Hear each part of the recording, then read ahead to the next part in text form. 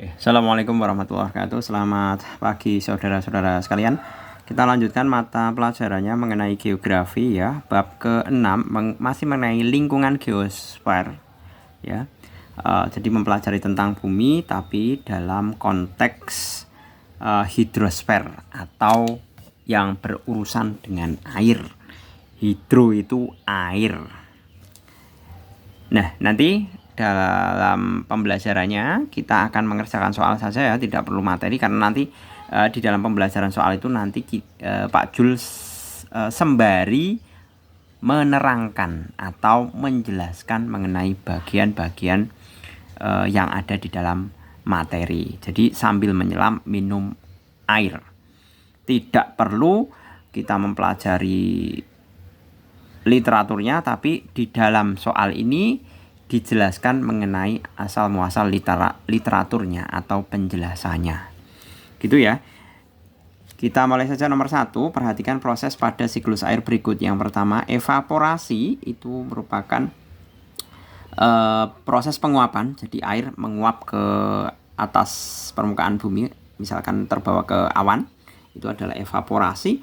Kemudian presipitasi itu adalah proses turunnya air dari langit atau dari awan turun ke bumi, itu namanya presipitasi.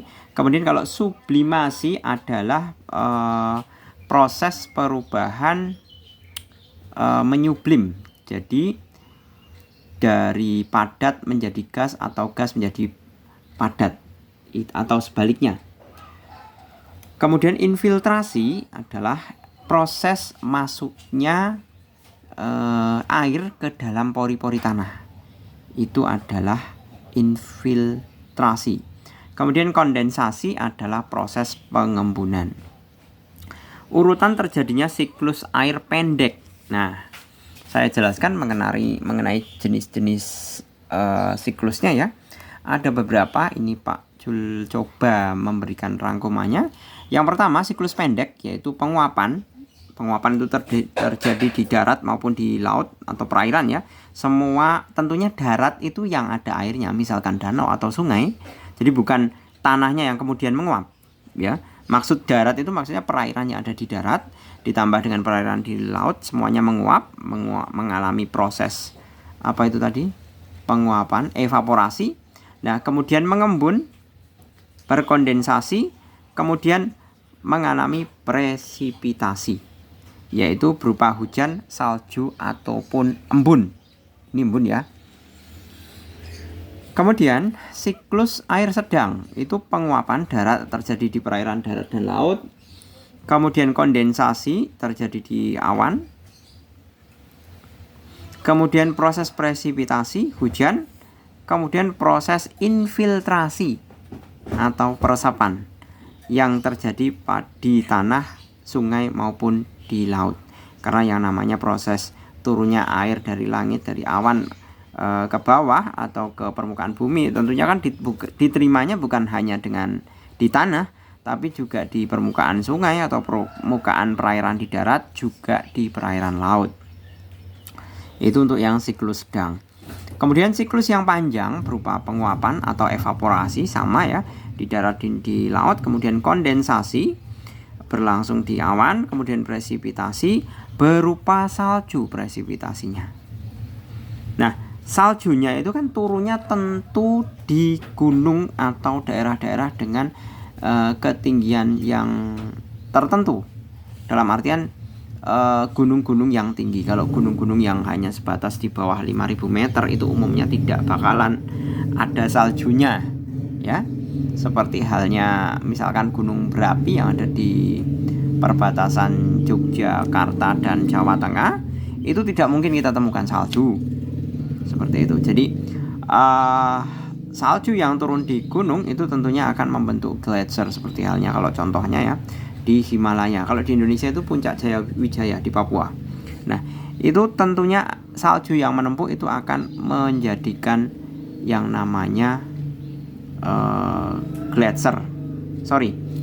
Tumpukan salju gitu aja.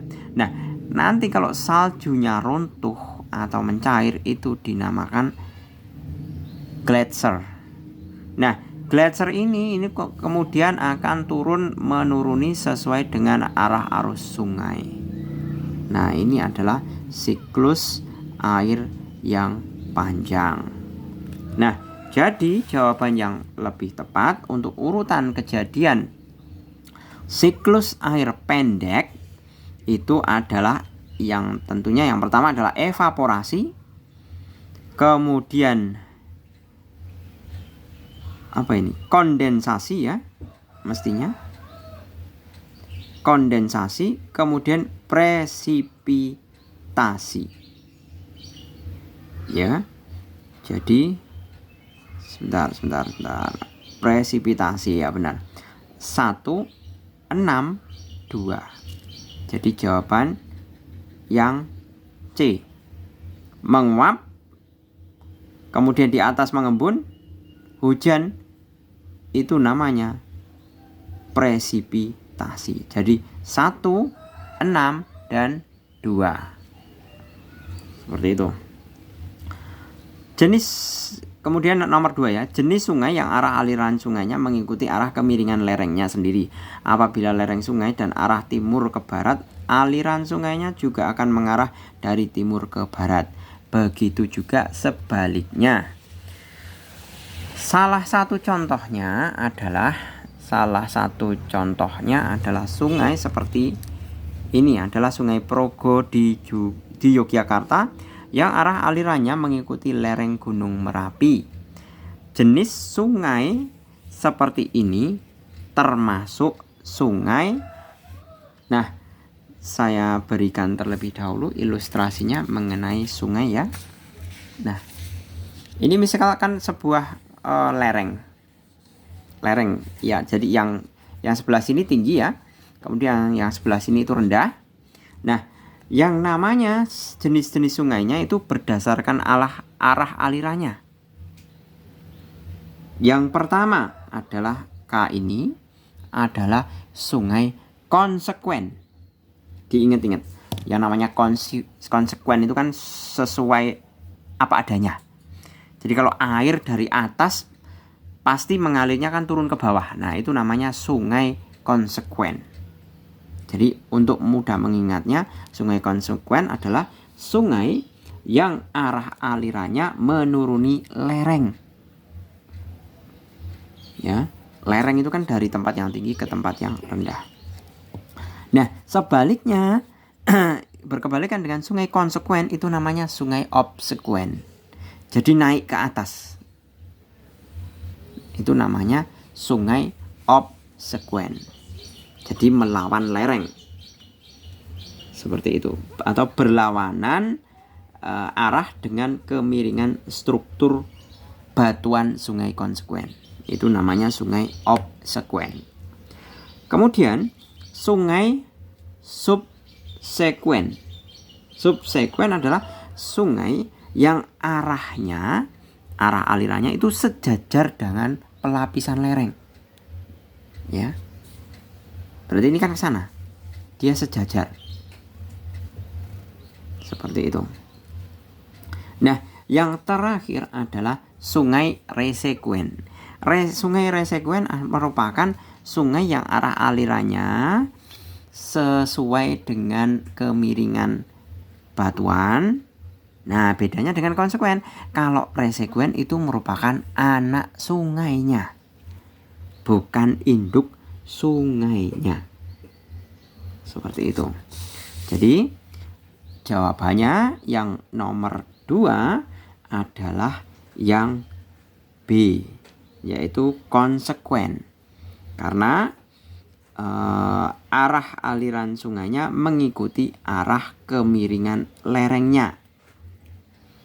Jadi jawabannya adalah sungai konsekuen atau yang B.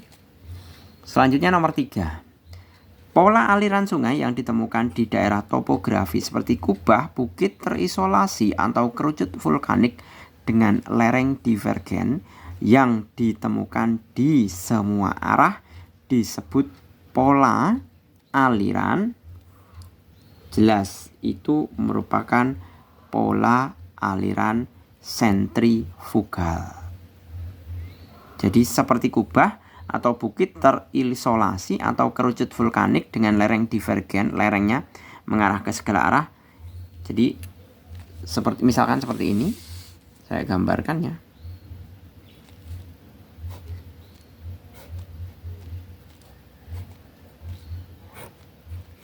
Nah, jadi topografinya kan misalkan sebuah gunung ya, misalkan, nah arah alirannya itu seperti ini. Nah, seperti ini.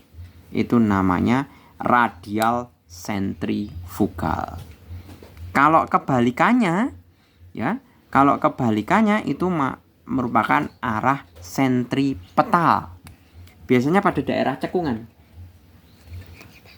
Ya, anak saya izin mau dolan katanya, mau bermain. Nah, misalkan ini kok bulat sih? Memang ada bulatannya seperti ini. Misalkan seperti ini.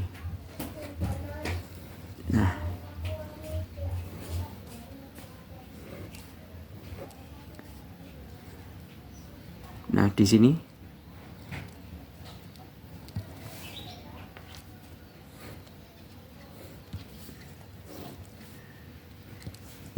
ini katakanlah ini dataran tinggi.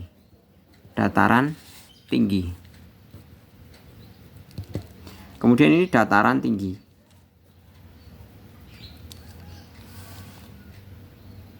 Sebentar. Sentripetal.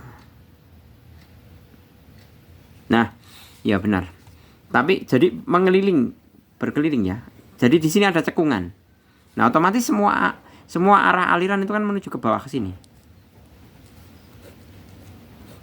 Nah, itu namanya arah aliran radial sentripetal atau memusat. Itu bedanya. Tapi untuk yang jawaban yang ketiga, karena divergen ya, dari puncak ke lereng itu kan menyebar, divergen itu dinamakan radial sentrifugal. Yang B. Selanjutnya yang nomor 4.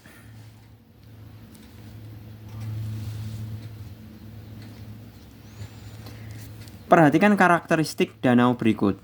Salah satu contoh danau di Indonesia akibat proses seperti di atas adalah danau terbentuk akibat proses tektonik.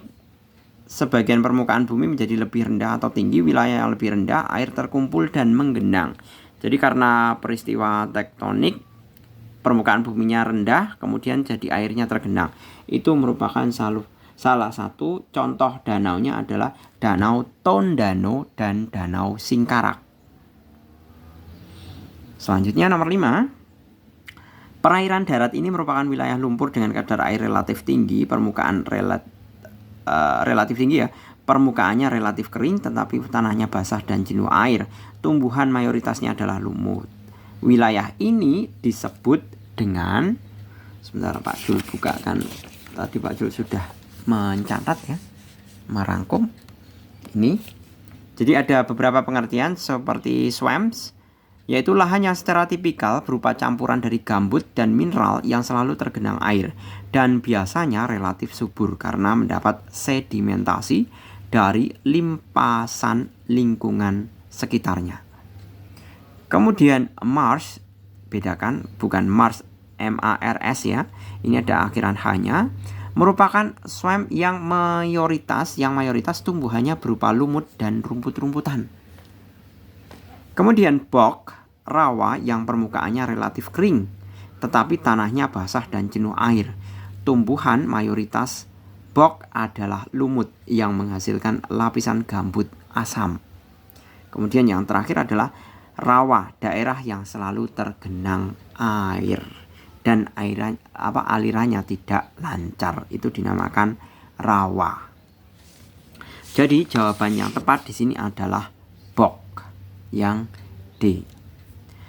Kemudian perhatikan faktor-faktor berikut. Reboisasi sepanjang daerah aliran sungai, perubahan tata guna lahan, erosi dan sedimentasi, semakin luasnya daerah resapan air. Kemudian yang kelima, pencemaran oleh limbah domestik dan industri. Kemudian yang keenam, pertumbuhan permukiman di bantaran sungai. Faktor yang tidak mempengaruhi kerusakan sungai ditunjukkan nomor. Faktor yang tidak mempengaruhi kerusakan sungai ditunjukkan oleh nomor. Tentu adalah yang reboisasi sepanjang daerah aliran sungai itu tidak merusak ya, tidak mempengaruhi kerusakan. Kemudian adalah semakin luasnya daerah resapan air. Jadi ini 1 dan 4 itu tidak mempengaruhi kerusakan sungai. Bahkan itu adalah memperbaiki. Selanjutnya 7. Perhatikan topografi lautan berikut. Memiliki kedalaman sekitar 200 meter, berarti ini laut dangkal ya.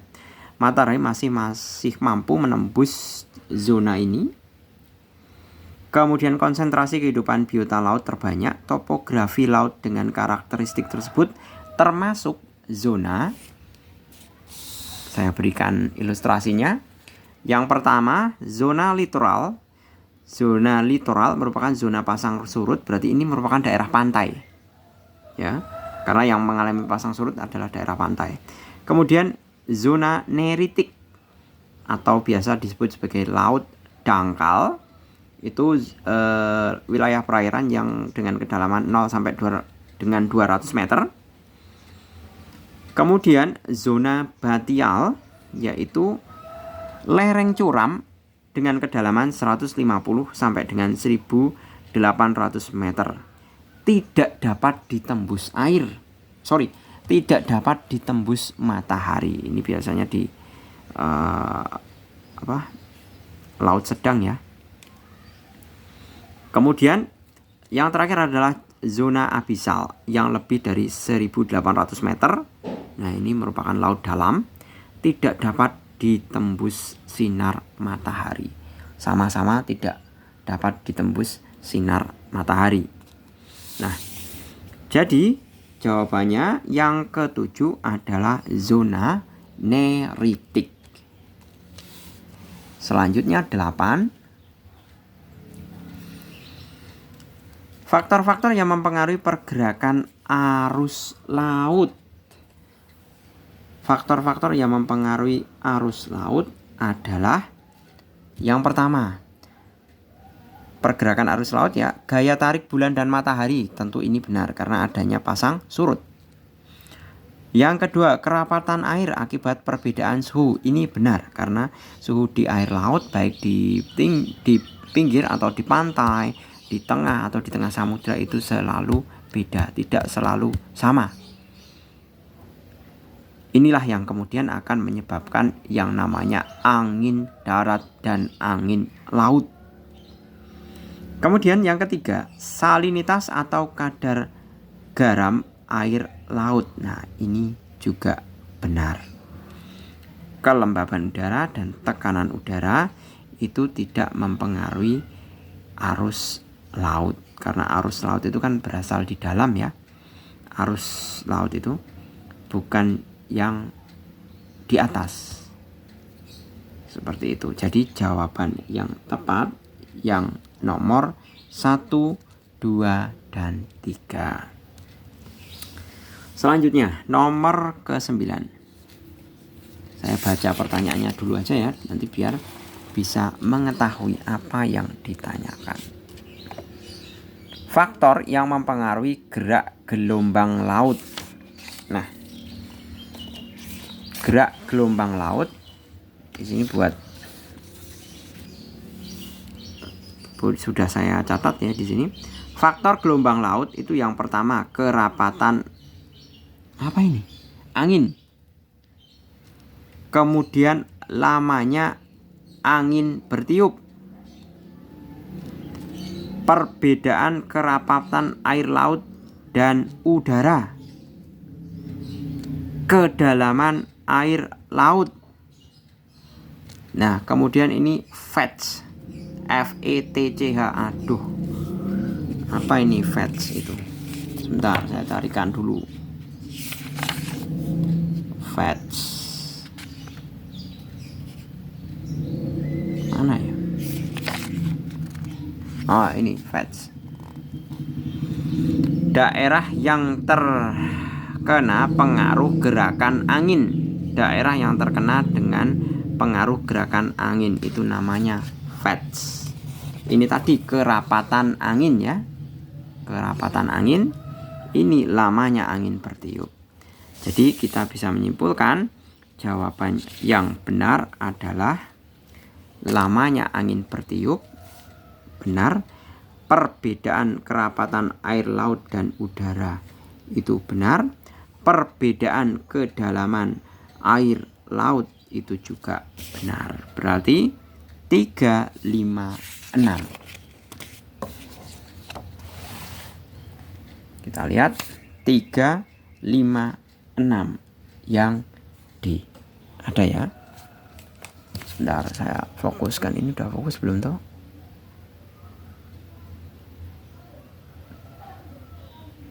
Nah, selanjutnya nomor 10.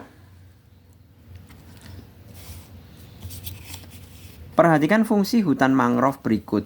Yang pertama, ada 1 sampai dengan 5 ya. Fungsi ekologis hutan mangrove ditunjukkan nomor ekologis, berarti yang berkaitan dengan ekologi kelestarian lingkungan. Tentunya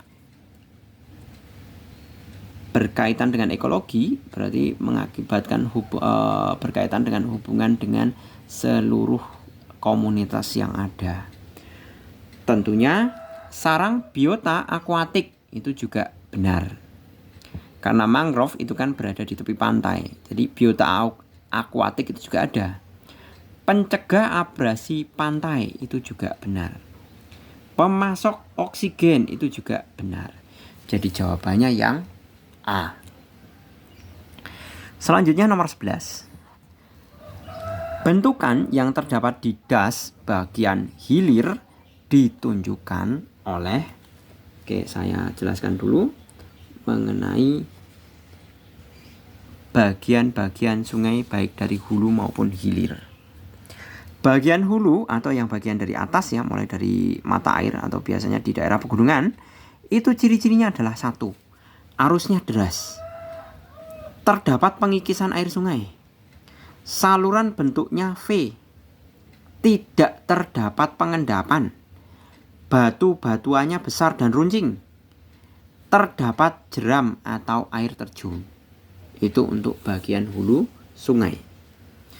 Kemudian bagian hilir sungai. Umumnya arusnya tenang atau lambat. Badan sungai terdiri dari lumpur dan pasir halus. Banyak terjadi pengendapan. Erosi hanya terjadi pada dinding sungai. Muaranya kemudian akan membentuk delta. Oke, jadi kita identifikasi yang nomor 11 yang benar adalah yang C, meander dan floodplain. Meander itu merupakan bagian sungai yang berkelok-kelok yang mendekati atau yang terjadi pengendapan. Jadi berkelok-kelok yang mendekati, bukan pengendapan, ding. Sungai yang bagian sungai yang berkelok-kelok yang mendekati muara itu namanya sebentar hilir. Oh ya benar. Berkelok-kelok yang mendekati muara itu merupakan bagian hilir. Kemudian floodplain itu merupakan bagian sungai yang terjadi karena proses pengendapan. Jadi ini juga benar. Jadi jawabannya adalah yang C. Kemudian perhatikan mengenai gambar aliran. Ini jelas rectangular. Ini apa ini tadi? Sentrifugal ya.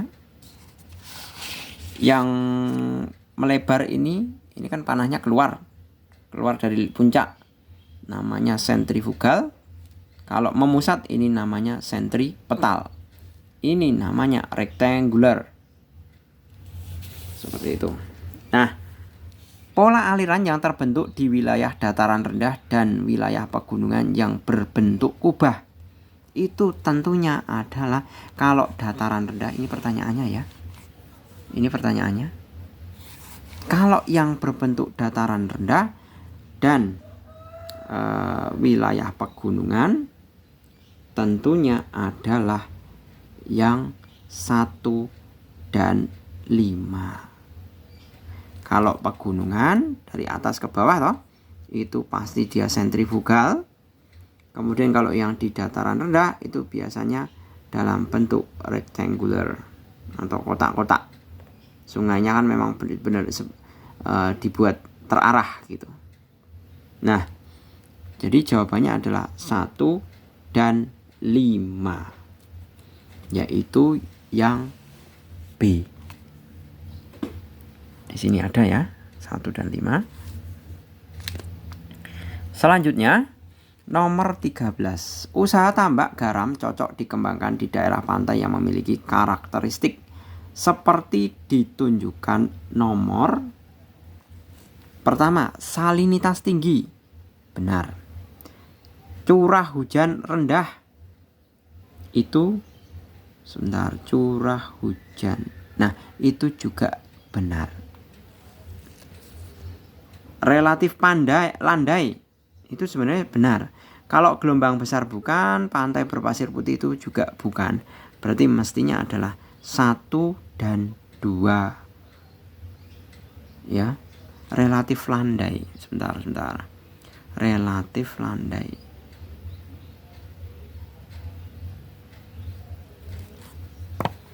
Kalau garam itu kecenderungannya adalah salinitas tinggi ya.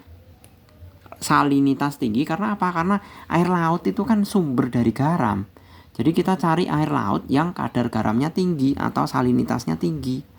Kemudian yang kedua, curah hujan rendah.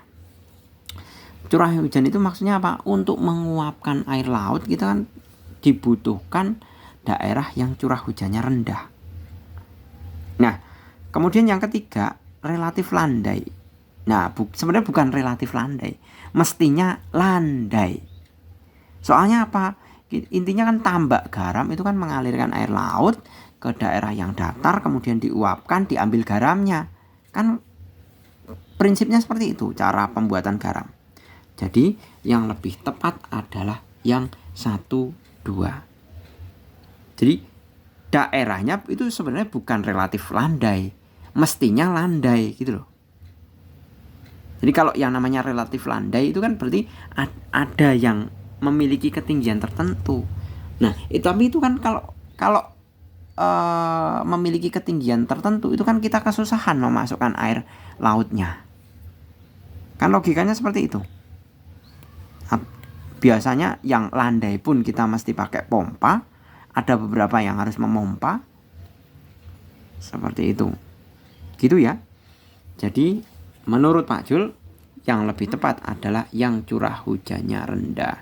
Jadi kalau misalkan kita mau menguapkan air laut dan mengambil garamnya, kalau curah ke daerah curah hujannya tinggi, nanti kita kesusahan. Jadi kita mau menguapkan air laut baru separuh udah turun hujan, kita kan kesusahan seperti itu. Jadi jawabannya adalah 1 dan 2. Selanjutnya untuk nomor 14. Perairan Indonesia memiliki banyak kekayaan laut seperti ikan. Di wilayah perairan Indonesia bagian timur banyak dihasilkan ikan-ikan besar seperti tuna dan cakalang. Berikut salah satu faktor yang menjadi penentu. Memiliki salinitas yang tinggi bukan, kedalaman lautnya mencapai 4.000 meter, iya. Sebagian besar lautnya terlindung oleh batu karang, nggak mungkin kalau ikan-ikan besar dekat batu karang itu biasanya laut dangkal. Ikan besar itu nggak bakalan ada di laut dangkal. Kondisi perairannya masih bersih dan jernih bukan, gelombang lautnya tinggi itu juga bukan. Jadi yang lebih tepat adalah yang B. Alasannya apa? Dengan kedalaman 4.000 meter itu memungkinkan ikan-ikan besar itu untuk hidup. Karena apa? Karena jangkauan kehidupannya, kemudian jangkauan mangsanya atau jangkauan makanannya itu ada. Jadi yang namanya ikan besar dengan ikan kecil itu berbeda. Ada kebutuhan ruang gerak minimal yang harus dipenuhi. Jadi makanya kita kalau di pantai mau mancing ketemu cakalang itu nggak mungkin, ya kan? Atau tuna itu nggak mungkin di pantai loh ya. Kategori pantai sampai sekitar 500 meter dari pantai kita mancing, kita berharap dapat cakalang atau tuna itu nggak mungkin, ya. Kecuali kalau beli di TPI yang di sekitar pantai atau pedagang di sekitar pantai itu malah mungkin bisa langsung dapat. Seperti itu. Jadi jawabannya adalah yang B. Kemudian yang terakhir untuk pilihan gandanya, upaya konservasi soalnya ya. Upaya konservasi wilayah perairan laut ditunjukkan oleh, di sini ada pilihannya. Jadi upaya konservasi wilayah perairan laut ditunjukkan oleh nomor penanaman hutan bakau di wilayah pesisir konservasi laut. Ini benar. Pengurangan pemakaian air tanah secara berlebihan di pesisir, bukan jawaban, nggak ngefek ya. Malah biasanya kalau pemakaian air tanah di pesisir itu umumnya malah lebih asin. Makanya di tepi-tepi apa, di orang-orang sekitar pantai itu biasanya umumnya pakainya air pump. Kalau tidak ya beli air galon yang biasa digunakan untuk minum atau memasak. Karena apa? Air di sumur di sekitar pantai itu umumnya asin, rada-rada asin. Kemudian yang ketiga, reboisasi di wilayah hulu untuk mengurangi banjir rob di pesisir. Itu tidak ada kaitannya dengan laut. Yang keempat, melarang pemakaian pukat harimau untuk menghindari kerusakan terumbu karang. Nah, ini benar. Jadi jawaban yang tepat adalah 1 dan 4. Ada ya di sini yang B. Selanjutnya untuk pertanyaan uraiannya, yang pertama, mengapa kita membutuhkan air tanah artesis? Ini karena air tanah artesis merupakan salah satu air murni tanpa harus melakukan proses pemurnian atau penyulingan, karena komposisinya yang belum tercemar. Hal tersebut karena air artesis itu melalui saluran bawah tanah yang salurannya merupakan atau dibatasi oleh lapisan kedap air. Jadi yang namanya apa tadi? Sumur ya, misalkan seperti ini. Ini lapisan tanah. Kemudian di sini ada lapisan kedap air. Katakanlah ini kan ada batuan biasanya.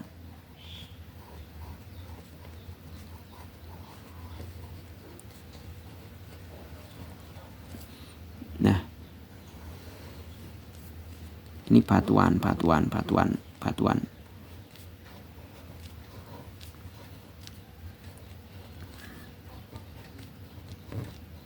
Nah, biasanya orang buat sumur ya. Katakanlah di sini. Nah, sampai sini saja sudah keluar airnya. Katakanlah sampai sini. Nah, ini berarti sumur ini masih tergantung pada air permukaan. Tapi kalau misalkan saya menancapkan lagi pipa ini, nah ini namanya sumur permukaan. Nah, kalau ini namanya sumur artesis. Ya. Sumur permukaan itu masih ada kemungkinan untuk tercemar. Karena air-airnya itu bersumber dari sumur permukaan. Air permukaan. Nah, sumur permukaan itu ada resiko kalau misalkan musim kering itu dia kering, airnya habis. Nah, tapi nanti kalau musim hujan airnya penuh. Beda dengan sumur artesis. Sumur artesis itu kapanpun akan keluar airnya. Kapanpun akan keluar airnya. Airnya cenderung murni karena dia merupakan hasil berasal dari sungai bawah tanah. Seperti itu. Jadi sumurnya Pak Jul itu ada sumur permukaannya, ada sumur yang disuntik. Jadi sumur permukaannya seperti ini, terus Pak Jul masih buat menancapkan lagi pipa ke dalam. Jadi Pak Jul itu punya 2 sumur. Sumur permukaan, ini kalau sumur permukaannya kalau musim kering itu benar-benar kelihatan. Jadi tanah di bawah sumur itu kelihatan karena airnya nggak ada, habis. Tapi Pak Jul masih bisa mandi, makan, minum, cuci. Itu karena apa? Karena Pak Jul nyuntik lagi, sumurnya saya suntik. Maksudnya saya bor lagi. Sedemikian hingga saya dapat air artesis ini. Dan itu selalu ada. Seperti itu. Gitu ya. Kemudian yang nomor kedua, jelaskan manfaat sungai bagi kehidupan manusia. Manfaat sungai yang pertama, menampung dan mengalirkan air. 2, pembangkit listrik, tentunya tenaga air. Pusat dari ekosistem. Sumber mata pencaharian. Kalau misalkan kalau sungai-sungai besar di Kalimantan itu kan bisa untuk pencaharian. Ada yang buat pasar. Kalau di Kalimantan Barat atau Banjarmasin itu kan ada pasar laut, di tengah laut. Kemudian bisa untuk mengangkut batu bara maupun mengangkut kayu. Kemudian tempat wisata. Dan yang terakhir adalah sumber air kehidupan. Kemudian selanjutnya yang nomor 3, bagaimana konservasi air tanah dan daerah aliran sungai atau DAS dapat dilakukan. Konservasi air tanah. Yang pertama konservasi air tanah dulu. Yang pertama, perlindungan air tanah dengan menetapkan kawasan lindung air tanah pada suatu wilayah cekungan air tanah. Kawasan lindung air. Jadi daerah-daerah cekungan air, misalkan kayak macam-macam. Kalau istilah orang Jawa itu belik atau embung atau istilahnya telaga. Ada yang mengatakan telaga. Nah, dengan cara apa? Melindungi, misalkan contohnya jangan membuang sampah ke daerah tersebut. Kemudian biota lautnya dijaga, enceng gondoknya dibuang. Kalau di Klaten itu ada yang namanya Rowo Jombor. Jadi itu memang daerah cekungan air, itu selalu ada air. Cuman kalau misalkan musim kering ya debitnya sedikit atau volumenya lebih sedikit dibandingkan musim hujan. Kemudian proses perlindungan selanjutnya adalah pelestarian air tanah. Jadi kalau tadi perlindungan air tanah, sekarang adalah pelestarian air tanah. Dengan cara apa? Kegiatan pelestarian memiliki fungsi daerah imbuhan air tanah dengan vegetasi. Jadi memberikan tambahan vegetasi dalam bentuk reboisasi, pembuatan hutan kota, pembuatan jalur hijau, dan teknologi pembuatan sumur resapan air hujan, serta membuat peraturan tentang luasan lahan bangunan. Jadi yang namanya luasan lahan bangunan, kalau kita membangun bangunan itu mestinya punya luasan minimum atau maksimumnya, disertai dengan daerah resapan air. Selanjutnya yang ketiga adalah pengawetan air tanah, yaitu dengan cara menghemat air tanah. Jadi kalau misalkan nggak dipakai ya sudah, dimatikan kerannya. Jadi mandi juga secukupnya. Nah ini biasanya kalau anak-anak cewek itu kalau mandi itu kan bisa berjam-jam, entah apa itu yang dicuci, itu berapa volume air yang dipakai. Itu jujur aja, iya kan? Kalau anak cewek itu biasanya kalau mandi itu berjam-jam, itu heran itu saya juga. Anak saya sendiri itu juga seperti itu. Itu yang dikosoki apa, yang disabuni apa gitu. Mandi itu sampai lamanya minta ampun. Kemudian yang kedua, kalau tadi pelestarian ya. Sekarang konservasi, kalau tadi basisnya adalah air tanah, yang sekarang ada daerah aliran sungai. Daerah aliran sungai ya daerah di sekitar sungai. Yang pertama adalah konservasi secara vegetatif, yaitu dengan penghutanan kembali atau penutupan lahan terbuka dan melakukan penanaman mengikuti garis kontur. Jadi biar tidak lekas longsor atau airnya biar tidak lekas turun ke hilir atau ke daerah yang lebih rendah, itu biasanya ditahan oleh vegetasi. Jadi pohon itu sebenarnya berfungsi untuk menahan laju air dari permukaan tinggi ke permukaan rendah. Jadi yang menahan itu akar-akar tanaman. Makanya kalau yang namanya longsor itu karena apa? Karena tidak ada vegetasinya di atasnya itu. Jadi air itu langsung aja ngerocok ke bawah. Selanjutnya adalah konservasi mekanik. Dilakukan dengan pembuatan saluran air, terasering di lereng curam dan membuat sumur resapan. Itulah contoh konservasi mekanik pada daerah das atau daerah aliran sungai. Selanjutnya, jelaskan potensi perairan laut Indonesia. Potensi perairan laut di Indonesia yang pertama adalah sebagai daerah budidaya tambak, objek wisata, kawasan pertambangan. Sini sebenarnya masih bisa ditambahkan jalur transportasi. Nah, itu kan potensi-potensinya. Yang gratis. Kalau kita lewat laut atau lewat sungai itu kan gratis, nggak bakalan kita bisa ditarik tarif sebagaimana kita lewat jalan tol. Selanjutnya, bagaimana pencemaran air laut dapat dicegah? Mencegah pencemaran laut diantaranya adalah konservasi ekosistem pantai dengan menanam tanaman bakau untuk mencegah abrasi. Abrasi itu abrasi itu adalah erosi oleh air laut, dan melakukan pemeliharaan terumbu karang. Yang kedua adalah konservasi hutan mangrove dengan penataan kembali wilayah mangrove atau rehabilitasi wilayah mangrove. Oke, seperti itu ya. Kalau ini sebenarnya difokuskan pencemaran air laut ini difokuskan pada daerah pesisir ini, kalau ini daerah pesisir atau daerah pantai.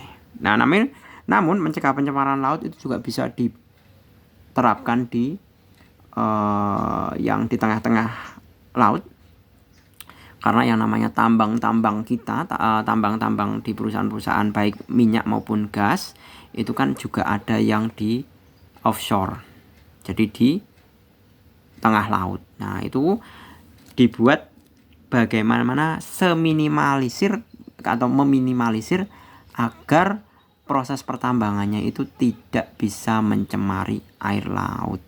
Jadi kalau yang namanya nambang minyak itu kan kadang-kala ada tetesan minyak yang jatuh ke laut. Nah, itu bagaimana caranya diminimalisir.